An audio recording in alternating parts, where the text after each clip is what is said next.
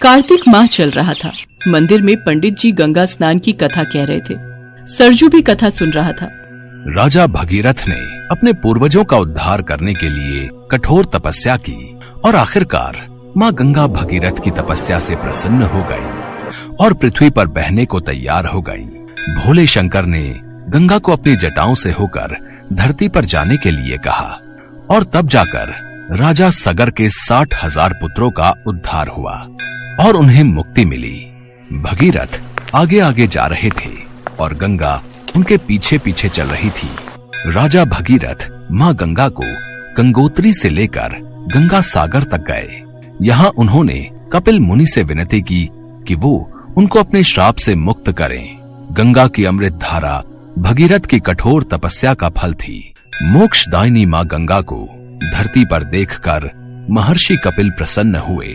उन्होंने सगर पुत्रों को अपने श्राप से मुक्त कर दिया और तब से माँ गंगा पृथ्वी लोक पर बहने लगी। गंगा स्नान के दिन गंगा नदी में स्नान करने से मनुष्य के सारे पाप धुल जाते हैं और उसे मोक्ष की प्राप्ति होती है। बोलो जय गंगा मैया की। जय गंगा मैया की। सब लोग गंगा माँ की जय बोलते हैं। सरजू सोच में पड़ जाता है। माँ की भी आखिरी इच्छा थी गंगा स्नान पर हरिद्वार जाने की, पर वो पूरी नहीं हो पाई। मुझे माँ की आखिरी इच्छा पूरी करनी ही होगी। कुछ दिन बाद गंगा स्नान है, मैं किसी भी तरह इस बार माँ की इच्छा जरूर पूरी करूंगा। हे गंगा मैया मेरी मदद करना, बस किसी तरह इन कुछ दिनों में मैं पैसे जोड़ लूं। सरजू घर आ जाता है।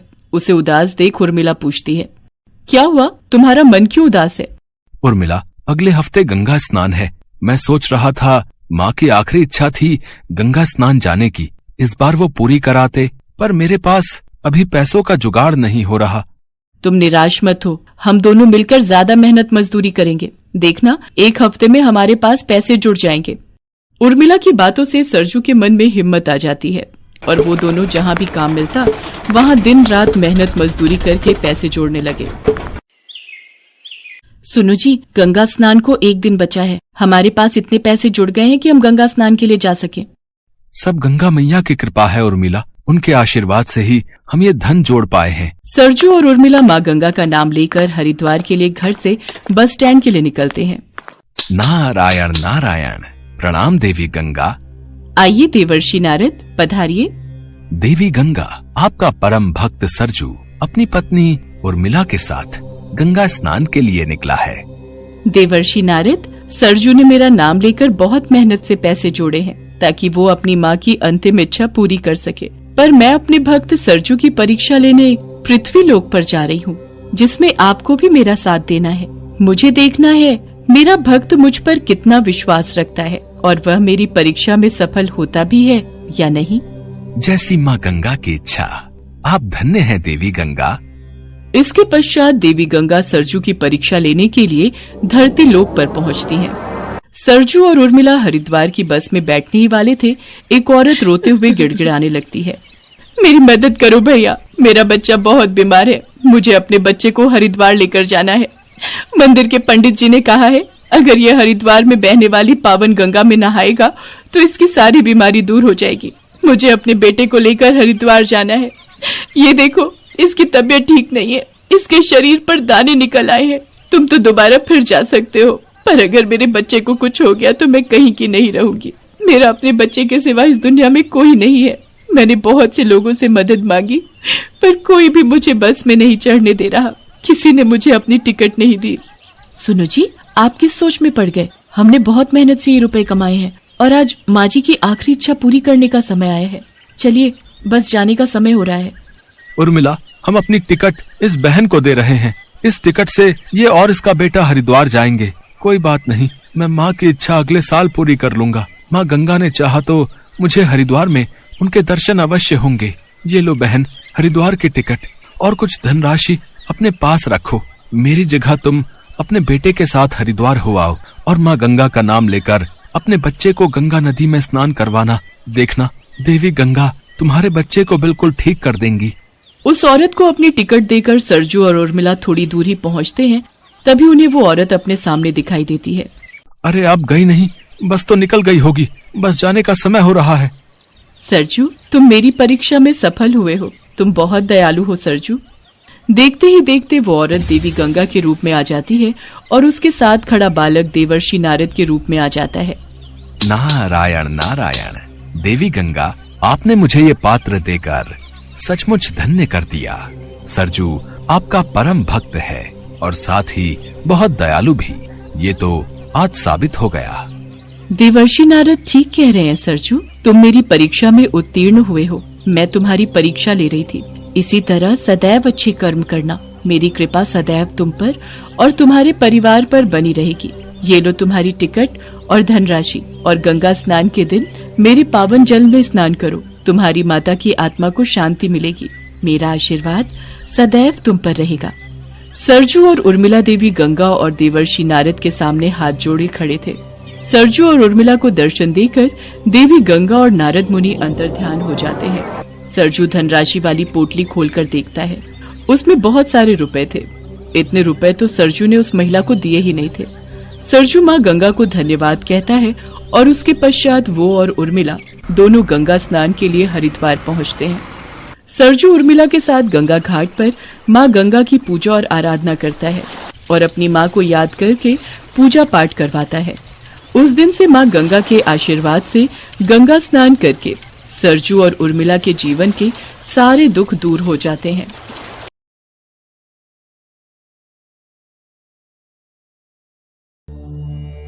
देवाधिदेव महादेव भगवान शंकर का विवाह इस संसार की शक्ति माँ पार्वती से हुआ था।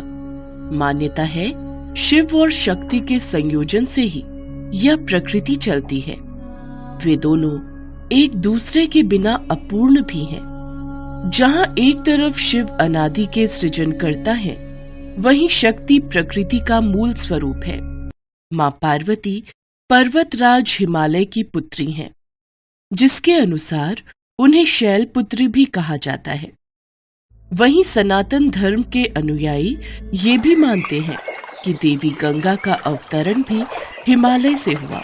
वामन पुराण के अनुसार जब भगवान विष्णु ने वामन रूप में अपना एक पैर आकाश की ओर उठाया, तब ब्रह्मा जी ने भगवान विष्णु के चरण धोकर जल को अपने कमंडल में भर लिया।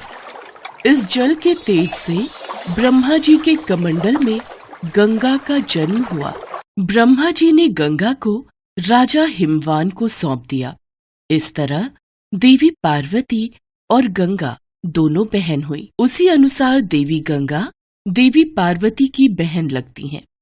शिव पुराण में ऐसी कथा मिलती है कि गंगा भी देवी पार्वती की तरह भगवान शिव को पति रूप में पाना चाहती थी। देवी पार्वती नहीं चाहती थी कि गंगा उनकी सौतन बने। फिर भी गंगा ने भगवान शिव की घोर तपस्या की। उनकी तपस्या से प्रसन्न होकर भगवान शिव ने इन्हें अपने साथ रखने का वरदान दे दिया। पर एक बार इन दोनों बहनों के बीच इसी बात को लेकर भयंकर विवाद हो गया। विवाद इतना बढ़ गया कि माँ पार्वती ने माँ गंगा को श्राप तक दे दिया। एक बार भगवान शिव अपने परम निवास कैलाश पर्वत पर ध्यान अवस्था में बैठे थे। साथ में माता पार्वती भी ध्यान में मग्न थी। शिव और शक्ति का यह सुंदर स्वरूप एक साथ बहुत सुंदर लग रहा था। एक तरफ जहाँ महादेव और महादेवी ध्यान मग्न थे, वहीं शिव जी के परम भक्त नंदी जी अपने प्रभु और माता की शोभा को निहार रहे थे। दोनों का यह सुंदर स्वरूप देख खुद ही नंदी जी के नेत्रों से आंसू बहने लगे। अपने भक्त की आंखों से बहते अश्रुओं का भान जैसे ही महादेव को हुआ, उन्होंने अपने नेत्र खोले। महादेव ने जैसे ही भक्त चिंता में नेत्र खोले तो उन्होंने देखा सामने ही हाथ जोड़े देवी गंगा खड़ी थी। गंगा को देख महादेव हैरान होते हुए बोले, देवी गंगे आप? हे आदि पुरुष, आपके रूप को देखकर मैं आप पर मोहित हो गई हूँ। कृपा कर मुझे पत्नी रूप में स्वीकार करें। देवी गंगा, आप तो जानती हैं, देवी पार्वती के सिवा हम किसी को पत्नी रूप में स्वीकार नहीं कर सकते। हमारा विवाह पार्वती के साथ हुआ है। और देवी पार्वती ही हमारी अर्धांगिनी है। हमने आपकी तपस्या से प्रसन्न होकर आपको अपने शीश पर स्थान दिया है। इसका तात्पर्य ये नहीं कि आप पार्वती का स्थान लें। प्रभु, ऐसा न कहिए। देवी गंगा के स्वर माता पार्वती के कानों में पड़े। वो हैरान हो गई। उनकी ये बात सुनकर उनके नेत्र लाल हो गए और क्रोधवश वे बोल पड़ी, देवी गंगा, सीमा न लांघिए। मत भूलिए, महादेव हमारे पति हैं। अरे बहन, क्या फर्क पड़ता है? वैसे भी भले ही तुम महादेव की पत्नी हो, फिर भी देवाधिदेव महादेव शीश पर तो मुझे ही धारण करते हैं। जहाँ कहीं महादेव के साथ तुम नहीं जा सकती, मैं तो वहां भी पहुंच ही जाती हूँ। गंगे, तुमने मेरी बहन होने की सीमा लांघी है। मैं तुम्हें श्राप देती हूँ, तुम में मृत देह बहेंगे। जग जन के पाप धोते धोते तुम मैली हो जाओगी और तुम्हारा ये अहम तोड़ते हुए तुम्हारा रंग भी काला पड़ जाएगा। माँ पार्वती द्वारा दिए गए श्राप से देवी गंगा को अपनी भूल का एहसास हुआ और वो महादेव और महादेवी के चरणों में गिर गई। वो अपनी भूल समझ गई थी। माँ गंगा ने महादेव और माँ पार्वती से क्षमा याचना की। मुझे क्षमा कर दो बहन, मुझसे भूल हो गई। हे महादेव, मुझे क्षमा कर दीजिए। हे गंगे, इस श्राप को वापस नहीं लिया जा सकता, पर तुम्हारे पश्चाताप से प्रसन्न होकर हम तुम्हें श्राप से मुक्ति देते हैं। हे गंगे, तुम जनमानस के पापों से दूषित अवश्य होगी, पर संत जन के स्नान से तुम्हारी शुद्धि तुम्हें वापस प्राप्त होगी। भगवान शिव ने माँ गंगा को प्रसन्न होकर आशीर्वाद दिया।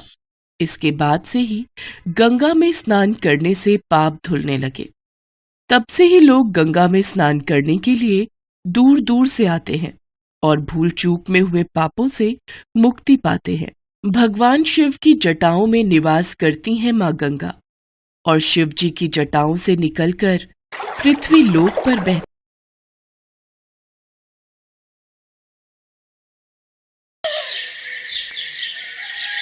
दादी, कल सुबह 4 बजे निकलना है वाराणसी के लिए, आप उठ जाओगे क्या? हाँ हाँ, क्यों नहीं। मेरी इच्छा है कि परलोक जाने से पहले वाराणसी में गंगा स्नान कराऊं तो मेरा जीवन सफल हो जाएगा गंगा नहाकर। पर दादी, आपकी तो तबीयत ठीक नहीं रहती, इतना दूर का सफर तय कैसे करोगे? थक जाओगे दादी, रहने दो। नहीं बच्चों, कार्तिक स्नान में काशी नगरी में गंगा नहाने से ही अब मुझे शांति मिलेगी। अब तो मैंने मन बना ही लिया है, इस बार गंगा मैया के दर्शन करने जाकर ही रहूंगी। चलो अब सब बातें छोड़ो, लाओ मेरे स्वेटर शॉल इस बैग में रख दो। विपुल और सुहानी की दादी यशोदा देवी की इच्छा थी कि एक बार वो कार्तिक स्नान के लिए गंगा मैया के दर्शन करने जाएं। पर बढ़ती उम्र के कारण सब उन्हें यात्रा के लिए मना कर रहे थे। पर यशोदा देवी ने इस बार ठान ही लिया था कि वो गंगा स्नान के लिए जाकर ही रहेंगी। इसीलिए सबने गंगा स्नान के लिए वाराणसी की ट्रिप का प्लान कर लिया। वाराणसी की ट्रेन भी बुक हो गई। माँ, अब तो खुश हो ना? ट्रेन का टिकट बुक हो गया है। सुबह 4 बजे उठ जाना, 6 बजे की ट्रेन है। हमें 5 बजे निकलना होगा। आधा घंटा तो स्टेशन पहुंचने में लग जाएगा। हाँ हाँ, मैं उठ जाऊंगी बेटा, तू चिंता मत कर। माँ जी, आपकी सारी दवाइयाँ मैंने डिब्बे में रख दी हैं। आपकी आंखों में डालने के लिए आई ड्रॉप फ्रिज में रखे हैं। सुनो जी, मुझे याद दिला देना, सुबह निकाल लूंगी। ठीक है। अच्छा माँ, अब तुम सो जाओ, सुबह जल्दी उठना है। हम भी सोने जा रहे हैं। चलो बच्चों, तुम लोग भी सो जाओ। दादी के चेहरे पर गंगा स्नान पर वाराणसी जाने की खुशी विपुल और सुहानी को साफ दिखाई दे रही थी। अपनी दादी की सारी पैकिंग करके बच्चे भी सोने के लिए चले जाते हैं। सुहानी अपनी दादी के साथ ही सोती थी। सुबह के 3 बजे के आसपास जब सुहानी की आंख खुली तो उसने देखा उसकी दादी ठंड से कांप रही है और उन्हें बहुत तेज बुखार है। वो घबरा कर उठी। उसने मम्मी पापा और विपुल को बुला दिया। माँ, तुम्हारी तो तबीयत बहुत खराब है, हमें ये ट्रिप कैंसिल करनी होगी। मैं अभी डॉक्टर को फोन करता हूँ। नहीं नहीं, मुझे गंगा स्नान के लिए जरूर जाना है। मरने से पहले मेरी बहुत इच्छा थी कि मैं ये कार्तिक गंगा स्नान वाराणसी में ही करूं। पर माँ जी, आपकी तबीयत बहुत खराब है, आपका सफर पर जाना बिल्कुल सही नहीं। सुनो, देर मत करो, डॉक्टर को बुला लो। मैंने डॉक्टर साहब को फोन कर दिया है, वो आते ही होंगे। असल में सुबह सुबह बुलाया है ना, तो आने में भी समय लगेगा। सो रहे थे, इमरजेंसी में उठाया है। यशोदा देवी को काफी तेज बुखार था। डॉक्टर ने आकर यशोदा देवी का चेकअप किया। लगता है इन्हें वायरल बुखार हुआ है। कम से कम 3 दिन ठीक होने में लगेंगे। उसके बाद भी काफी कमजोरी आ जाती है। माताजी, आपको पूरा रेस्ट करना है। आप सभी ध्यान रखिएगा कि ये ज्यादा चले फिरे नहीं, क्योंकि वायरल बुखार में भी रेस्ट करना बहुत जरूरी है। बाकी मैंने इंजेक्शन दे दिया है और ये दवाइयां मैंने पर्चे पर लिख दी हैं। 5 दिन का कोर्स पूरा करना है। अब थैंक यू डॉक्टर, आपने अर्ली मॉर्निंग मेरा कॉल उठाया, उसके लिए दिल से धन्यवाद है। डॉक्टर चला जाता है, पर यशोदा देवी का मन बहुत खराब था। कितना मन था वाराणसी के घाट पर स्नान करूंगी, मोक्ष मिलेगा। सब सपना ही रह गया। मुझे तो लगता है गंगा मैया मुझसे नाराज है, तभी उन्होंने मुझे अपने पास नहीं बुलाया। माँ जी, कोई बात नहीं, इस साल नहीं तो अगले साल चल चलेंगे। आप अपना मन छोटा मत करो। अपनी दादी की यह हालत बच्चों से देखी नहीं जा रही थी। सुहानी और विपुल ने प्लान किया कि अगर दादी गंगा स्नान के लिए नहीं जा सकती तो वो अपनी दादी के लिए गंगा मैया को उनके पास तो ला ही सकते हैं। पापा, आप चिंता मत करो, मैंने फ्लाइट की टिकट करवा ली है। हम रात तक लौट आएंगे। और वैसे भी गंगा स्नान तो कल है, दादी का मन भी खुश हो जाएगा। मम्मी पापा, हम अपनी दादी के चेहरे पर उदासी नहीं देख सकते। दादी ने हमारे लिए बहुत कुछ किया है। अब हमारा टाइम है उनके लिए कुछ करने का, उनकी इच्छाओं को पूरा करने का। प्लीज मम्मी, प्लीज पापा। हमारे बच्चे कितने समझदार हो गए ना ममता। जाओ बच्चों, गंगा नदी का जल ले आओ, अपनी दादी को गंगा स्नान करवाओ। विपुल और सुहानी एयरपोर्ट के लिए निकल जाते हैं। वो अपनी दादी को सरप्राइज देना चाहते थे। यशोदा दवाई लेकर सो जाती है। उसे पता ही नहीं चला कि विपुल और सुहानी देर रात जल लेकर आ भी गए हैं। अगले दिन गंगा स्नान था। यशोदा जब सोकर उठी तो विपुल और सुहानी ने उसे सरप्राइज दिया। अरे बच्चों, ये पंडित जी को किसने बुलाया है? दादी, आप ही तो कह रहे थे कि आपको वाराणसी जाकर गंगा मैया के दर्शन करने, गंगा स्नान करना है, गंगा मैया की पूजा करनी है। बोला तो था, पर कोई बात नहीं, तबीयत ठीक नहीं थी और शायद किस्मत में गंगा स्नान लिखा ही नहीं था। हमारे होते हुए ऐसा कैसे हो सकता है? दादी, ये लो वाराणसी में बहने वाली गंगा नदी का गंगा जल बनारस के गंगा घाट से भरकर लाए हैं। यशोदा जी, आप बहुत किस्मत वाली हो जो आपको ऐसे पोता पोती मिले हैं। देखो, आप गंगा स्नान के लिए नहीं जा सके तो गंगा मैया इन दोनों के साथ आपके पास चली आई। मेरे बच्चों, तुमने तो मुझे गंगा स्नान करवा दिया। जय गंगा मैया। मैं आपके पास नहीं आ सकी तो आप मेरे पास आ गई। सही कहते हैं, सच्चे मन से जो भी मांगो भगवान जरूर देते हैं। मैंने पिछले जन्म में जरूर पुण्य कर्म किए होंगे जो मुझे ऐसा बेटा बहू और ऐसे पोता पोती मिले। मेरे बच्चों, जीते रहो, खुश रहो। इसके बाद यशोदा देवी उस गंगा जल से हाथ मुंह धोती है और पूरे घर में गंगा जल से छिड़काव करती हैं, मानो पूरा घर उस दिन गंगा स्नान कर रहा हो। वातावरण बिल्कुल ऐसा बन गया था। अपनी दादी के चेहरे पर खुशी देखकर विपुल और सुहानी भी बहुत खुश हो रहे थे। सब मिलकर पंडित जी के साथ गंगा मैया की पूजा आरती करते हैं। यशोदा की आंखों में खुशी के आंसू थे। वो गंगा मैया को धन्यवाद कहती है कि आज उसके अच्छे कर्मों का फल उसे मिल गया। घर बैठे ही उसे गंगा मैया के दर्शन हो गए। अपने पूरे परिवार का इतना प्यार देखकर यशोदा देवी की आंखों से खुशी के आंसू छलक जाते हैं और वो अपने पोता पोती को गले से लगा लेती है।